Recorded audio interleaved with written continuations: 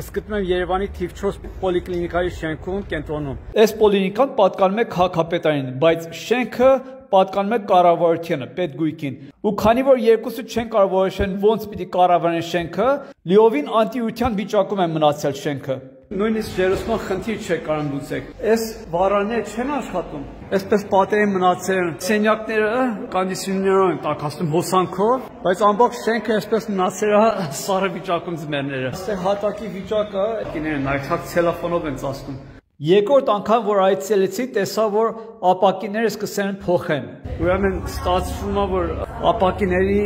շրջանակները չեն կարող փոխեն, որտեղ քաղաքապետարանից թույլտվություն չունեն, իրեն ապակիներն են որոշը փոխեն։ Այստեղ դաժե լիֆտ էլ կարող է լինի, եթե տիրություն արվի շենքին։ Այնտեղ նոր ասեցի որ ադմինիստրատիվ սենյակները չեն նորոգում, որ գումարը խնայեն հիվանդների սենյակները նորոգեն։ Այս հիմա նայեք կլինիկայի հիվանդների սենյակի շլավ վիճակում է։